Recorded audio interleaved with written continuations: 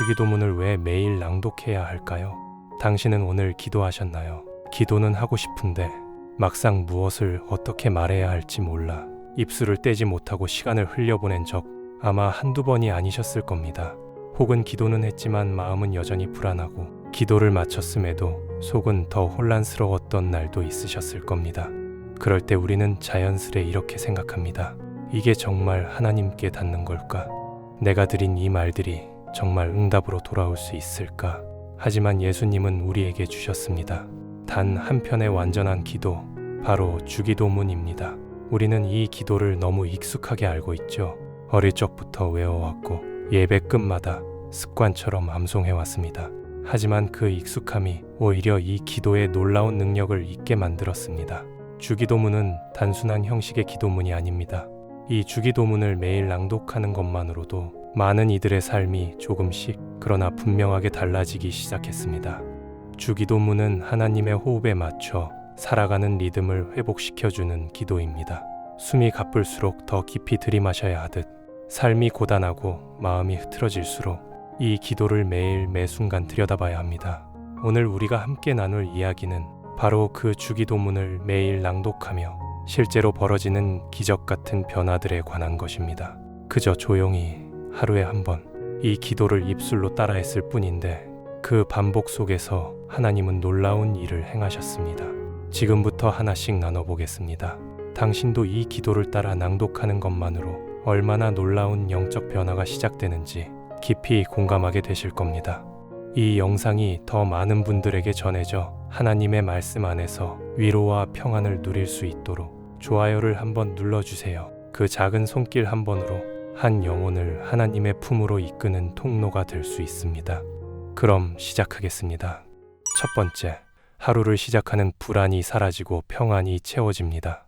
아침에 눈을 떴을 때 마음이 무거운 날이 있습니다. 자는 동안 몸은 쉬었지만 마음은 계속 무언가를 붙잡고 있었던 것처럼 아직 하루는 시작도 안 했는데 벌써 마음은 하루치 짐을 다 지고 있는 그런 아침. 그럴 때 조용히 눈을 감고 하늘에 계신 우리 아버지여, 이 한 문장을 입으로 낭독해 보는 겁니다. 그러면 신기하게도 그 순간부터 마음의 분위기가 달라지기 시작합니다. 왜일까요? 왜 이 짧은 문장이 그토록 무거웠던 아침의 공기를 부드럽고 맑게 바꿔놓는 걸까요? 그 이유는 단순합니다. 이 기도는 내가 만든 문장이 아니라 예수님이 내게 주신 하나님의 언어이기 때문입니다. 주기도문은 나의 불안한 언어가 아닌 하나님의 평안이 담긴 문장입니다. 내 감정에 휘둘리는 말이 아니라 변함없는 진리를 따라가는 기도입니다. 이 기도 속에는 하나님이 누구신지, 내가 누구인지, 무엇을 먼저 구해야 하고 어디에 소망을 두어야 하는지 이미 질서 있게 정돈되어 있습니다. 그래서 우리가 이 기도를 따라 낭독할 때마다 혼란스럽던 마음이 정돈되고 잡생각에 휘둘리던 영혼이 하나님의 품 안으로 다시 돌아오게 되는 것입니다. 특히 하늘에 계신 아버지라는 부름은 단 한 줄만으로도 우리의 정체성을 바로잡아 줍니다. 나는 혼자가 아니구나. 하늘에 계신 분이 내 아버지구나. 그 고백 하나가 어제의 무너진 마음을 일으키고 오늘의 혼란을 잠재우며 내일에 대한 막연한 두려움을 조용히 가라앉혀 줍니다. 그리고 놀랍게도 그 기도를 매일 아침마다 반복하게 되면 점점 마음이 견고해집니다. 어제 불안했던 문제가 오늘은 덜 무섭게 느껴지고 작은 일에도 흔들리던 감정이 어느새 단단하게 자리를 잡아갑니다. 이건 단지 심리적인 위로의 효과가 아닙니다. 하나님이 말씀으로 우리 안에 실제로 평안을 심어주시는 은혜의 역사입니다. 요한복음 14장 27절에서 예수님은 이렇게 말씀하셨습니다. 평안을 너희에게 끼치노니 곧 나의 평안을 너희에게 주노라. 내가 너희에게 주는 것은 세상이 주는 것 같지 아니하니라. 너희는 마음에 근심도 말고 두려워하지도 말라.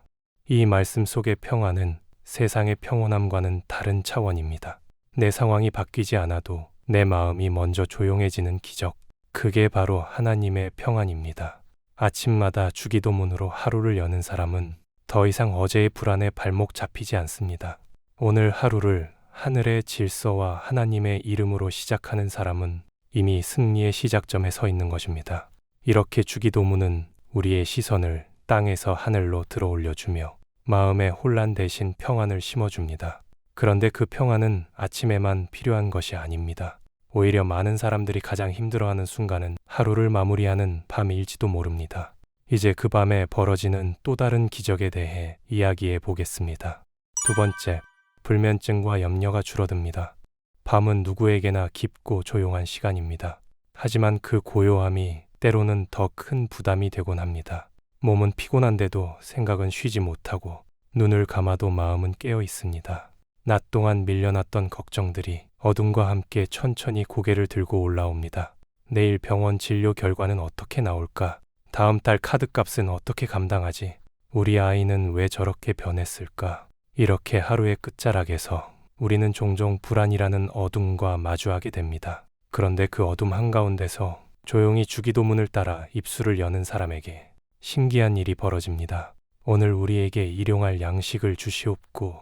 이 짧은 문장을 마음에 담는 순간 그날 하루에 복잡했던 생각이 하나님의 질서 아래로 정리되기 시작합니다. 이 기도는 말해줍니다. 너는 오늘만 살아도 괜찮다. 내일의 양식은 하나님이 내일 주실 것이다. 이 구절을 따라 읽다 보면 내일을 향한 조급함이 가라앉고 아직 오지 않은 시간에 대한 두려움이 서서히 그 힘을 잃습니다. 예수님이 주신 이 기도는 내일을 미리 걱정하지 않아도 된다는 안식을 주고 하루치 은혜만으로도 충분히 살아갈 수 있다는 하나님의 신실하신 약속을 우리 마음에 새겨줍니다. 그리고 이어지는 이 고백, 우리를 시험에 들게 하지 마시옵고 다만 악에서 구하옵소서. 이 문장은 잠들기 전 당신의 영혼을 지켜주는 방패이자 눈에 보이지 않는 두려움과 불안으로부터의 피난처입니다. 밤이 되면 우리 안의 연약함이 더 쉽게 드러납니다. 마음속에 자리한 상처, 용서하지 못한 감정, 내 자신을 탓하는 목소리, 이 모든 것이 바로 악한 시험입니다. 그러나 이 기도를 드리는 순간 나는 그 모든 어둠을 혼자 감당하지 않게 됩니다. 다만 악에서 구하옵소서. 이 한 줄은 내 힘으로 감당할 수 없는 모든 마음을 하나님께 온전히 맡겨드리는 신뢰의 고백이 됩니다. 마치 어린아이가 아버지 품 안에서 잠들 듯 주기도문은 내 영혼을 그분의 평안 속으로 눕게 합니다. 기도는 단지 생각을 정리하는 시간이 아닙니다. 하나님의 질서와 권세가 내 안에 들어오는 통로입니다. 그리고 그 질서와 권세는 혼란스러운 마음을 다스리고 불안한 생각을 멈추게 하며 가장 깊은 곳의 두려움까지 덮어버립니다. 그래서 주기도문은 불안에 잠 못 이루는 밤마다 우리 영혼을 살려내는 가장 깊은 하늘의 응급 처방이 됩니다. 많은 이들이 간증합니다. 매일 밤 이 기도를 낭독한 후 눈을 감는 시간이 달라졌다고. 이전에는 뒤척이며 염려의 무게를 쥐고 잠들었지만 이제는 기도와 함께 평안의 이불을 덮고 잠드는 것 같다고 말입니다. 하나님은 말씀하십니다. 수고하고 무거운 짐진 자들아, 다 내게로 오라. 내가 너희를 쉬게 하리라. 고요한 밤 주기도문을 입술로 따라 고백할 때 염려가 줄고 불면이 가라앉고 하나님의 평안이 나를 덮습니다. 그 은혜를 경험한 사람은 알게 됩니다. 기도를 시작한 것이 아니라 하나님의 품으로 돌아간 것이었다는 사실을요. 세 번째, 기도의 문이 열리기 시작합니다. 기도를 하고 싶긴 한데 막상 무릎 꿇으면 무슨 말을 해야 할지 모르겠어요. 신앙생활을 오래 했어도 기도는 여전히 어렵고 어색하다고 말하는 분들이 많습니다. 이유는 간단합니다. 우리가 기도를 내가 뭔가를 해야 하는 일로 생각하기 때문입니다. 무엇을 말해야 하는지, 어떤 순서로 해야 하는지, 내 말이 제대로 정리됐는지, 하나님께 괜한 말을 하지 않았는지까지 걱정하다 보면 기도는 점점 부담이 되고 맙니다. 하지만 그 부담을 가볍게 무너뜨리는 기도, 기도의 문을 열어주는 열쇠 같은 기도가 있습니다. 바로 예수님이 친히 주신 주기도문입니다. 주기도문은 기도의 초보자에게는 기도하는 방법을 가르쳐주는 교본이고 기도에 익숙한 이들에게도 주기도문은 길을 잃지 않도록 중심을 바로 세워주는 영적 나침반이 됩니다. 처음에는 그저 따라 읽는 정도로 시작합니다. 하늘에 계신 우리 아버지여, 이름이 거룩히 여김을 받으시오며. 그런데 참 이상하죠. 그 기도를 매일 꾸준히 단순히 소리내어 낭독하기만 했는데 어느 순간부터 내 입에서 내 말이 터져나오기 시작합니다. 주기도문 한 문장을 읽고 나면 그 문장에 대한 내 마음의 기도가 흘러나오기 시작합니다. 예를 들어 뜻이 하늘에서 이룬 것 같이 땅에서도 이루어지이다라고 고백하다 보면 자연스럽게 속으로 이렇게 말하게 됩니다. 하나님, 제 삶에도 그 뜻을 보여주세요. 제가 지금 고민하는 이 결정 속에서도 하나님의 뜻을 분별할 수 있게 해주세요. 이건 억지로 짜낸 말이 아닙니다. 주기도문을 반복하는 가운데 내 영혼 깊은 곳에서 흘러나오는 정직한 기도입니다. 그렇게 기도의 문이 열립니다. 이전에는 하나님 감사합니다. 그런데 또 뭐라고 해야 하지 하던 기도가 이제는 주기도문의 각 문장을 시작점으로 삼아 자연스럽게 나만의 기도 여정으로 이어지게 됩니다. 예수님은 마태복음 6장에서 중엄부언하지 말고 외식하지 말고 골방에서 조용히 기도하라고 말씀하셨습니다. 그 말씀을 주신 직후 그분은 우리에게 이렇게 기도하라며 주기도문을 주셨습니다. 이 말은 곧 우리가 기도를 잘해야 한다는 부담을 가질 필요가 없다는 것입니다.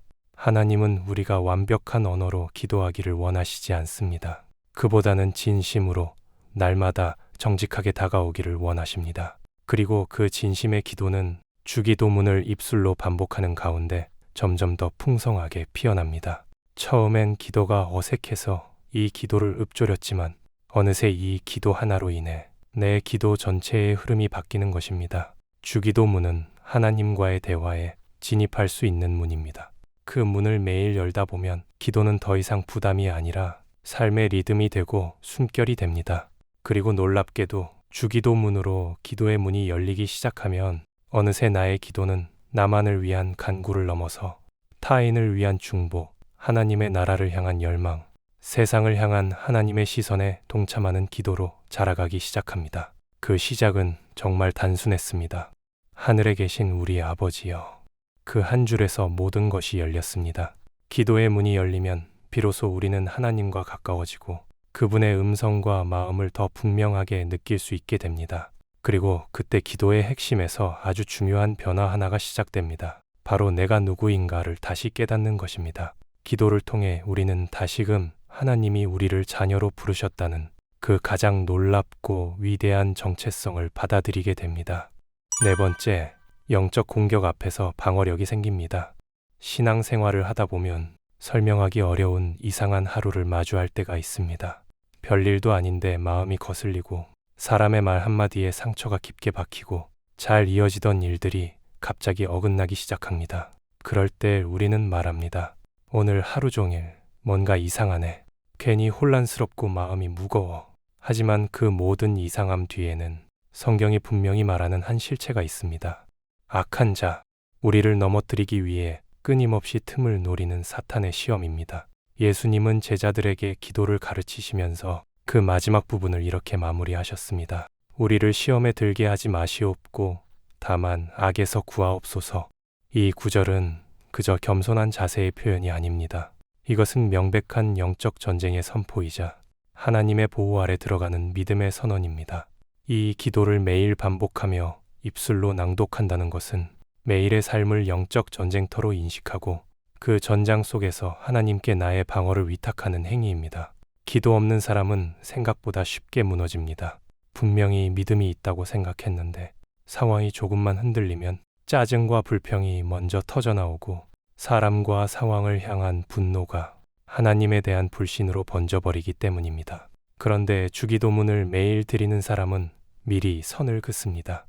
주님, 오늘도 나를 시험에 들게 하지 마시옵고 악한 자의 손길로부터 구하여 주시옵소서. 이 고백을 매일 드리는 사람은 불현듯 찾아오는 마음의 공격 앞에서 훨씬 더 빠르게 깨어납니다.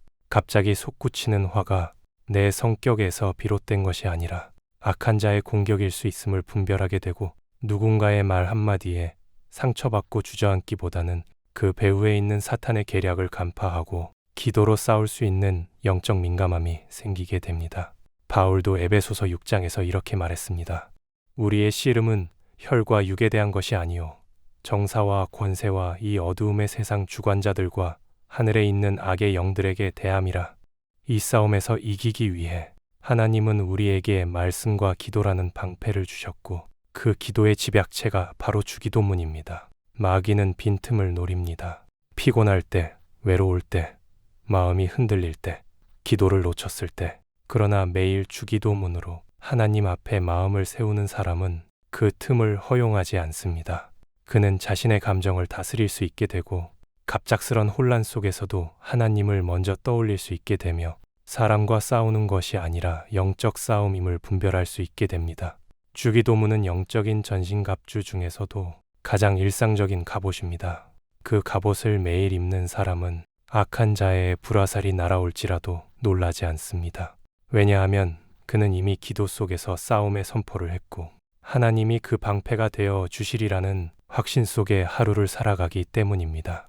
다섯 번째, 하나님의 자녀로서의 정체성이 강하게 세워집니다.